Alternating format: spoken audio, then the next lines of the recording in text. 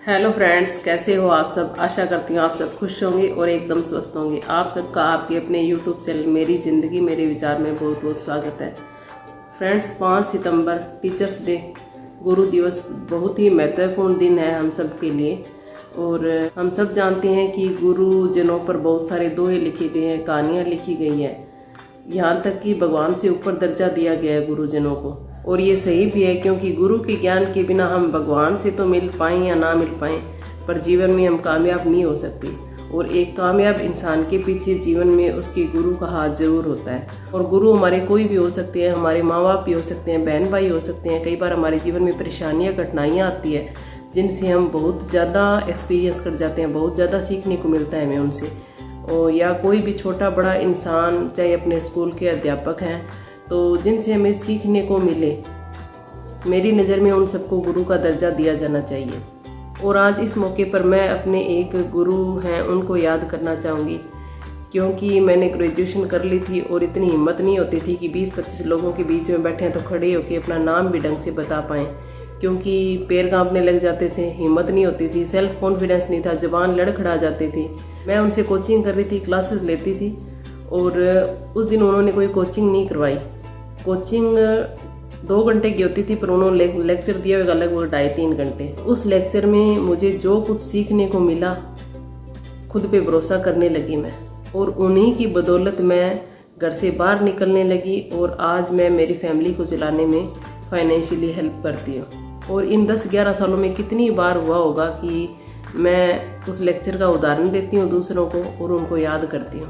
और वो 2-2.5 घंटे जिन्होंने मेरी ज़िंदगी बदली चाहे ना बदली, पर मुझे खुद पर भरोसा करना सिखा दिया उन्होंने। और आज तो उनके लिए इतना ही बोलना चाहूँगी, पर अगर भविष्य में मौका मिलता है तो मैं एक पूरा वीडियो उन पर बनाकर उन्हें डेडिकेट करना चाहूँगी। और फ्रेंड्स, आज का वीडियो मैं उन सभी टीचर्स को डेडिकेट करना चाहूँगी जिन्होंने कोविड टाइम में ऑनलाइन ऑफलाइन कैसे भी करके बच्चों की स्टडी जारी रखी है, मेहनत की है, बहुत ज़्यादा खर्चा भी किया है, क्योंकि महंगे फ़ोन खरीदे हैं, टेक्नोलॉजी सीखी है, बहुत सारा सामान खरीदना पड़ा है उन्हें। और फिर भी कैसे न कैसे करके उन्होंने हमारे बच्चों के भविष्य के लिए खुद को बदला है, बहुत कुछ सीखा है, और इतने टफ टाइम में उन्होंने बच्चों की स्टडी जारी रखी है। फ्रेंड्स, आज कोई नहीं होगा जो ऑनलाइन क्लासेस का नुकसान नहीं गिनाता होगा। और हर कोई कहता है कि टीचर्स की तो मौज लगी, घर से ही क्लासेस लगाई जा रहे हैं। पर मैं कहना चाहूँगी कि कहने को ये बड़ा आसान है, पर ऑनलाइन क्लासेस लगाना बिल्कुल भी आसान नहीं है, बहुत मुश्किल है। क्योंकि ऑफलाइन क्लासेस जो लगती है वहाँ पे थोड़ा बहुत शोर शराबा कुछ भी हो वो चलता है, पर ऑनलाइन क्लासेस में बिल्कुल शांत माहौल चाहिए। और हम सब जानते हैं कि घरों में लंबे टाइम तक वो चीज़ संभव नहीं होती है, फिर भी टीचर्स ने वो संभव कर दिखाई हैं। और बहुत सारे टीचर्स ऐसे होंगे जिनके छोटे बच्चे होंगे घरों में, और हम सब जानते हैं कि अगर माँ या पिता घर पे हैं और बच्चे हैं छोटे घर में 4-5 साल के, 2-3 साल के, तो उनसे दूर रहना कितना मुश्किल होता है। कितना घर वालों ने मुश्किल से बच्चों को संभाला है, तब जाके वो टीचर्स ऑनलाइन क्लासेस लगा पाए हैं। और हम 1 मिनट में कह सकते हैं कि उनकी बड़ी मौजें हैं।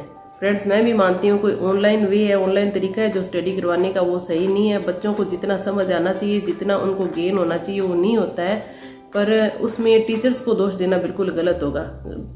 उसमें दोष है अपने बच्चों का और अपने खुद का, क्योंकि बच्चे क्या करते हैं, क्लासेस म्यूट कर देते हैं। अगर अपने को पास में बैठना होता है तो अपने उतना वक्त नहीं निकाल पाते हैं, पर टीचर्स वो पूरा वक्त निकाल कर ऑनलाइन क्लासेस लगाते रहे हैं। और आप सब ये देखो कि कोविड के टफ टाइम में उन्होंने घर घर जाकर सर्वे किया है, मेडिकल किट बांटी है, स्टडी भी करवाई है, और इतना होने के बावजूद भी उन्होंने अपनी सैलरी भी कटवाई है।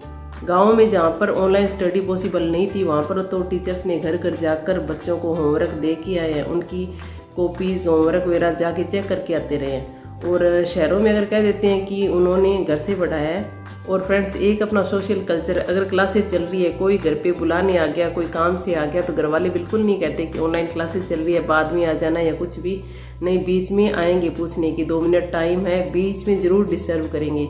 और ये चीज़ लगभग सभी टीचर्स ने फेस की है।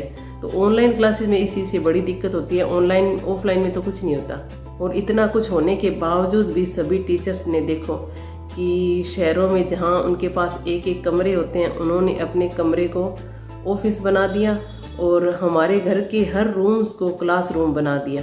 जब मैं मेरे बच्चों को देखती थी कोविड टाइम में क्लासेस लगाते हुए, तो मेरे को बड़ी रिस्पेक्ट बढ़ जाती थी टीचर्स के लिए कि देखो वो कितना कर रहे हैं। और हम तो बच्चों को कह देते थे कोई बात नहीं बेटा आप साइड में चले जाओ, कोई बात नहीं आप छत पर चले जाओ क्लास लगा रहे हो तो।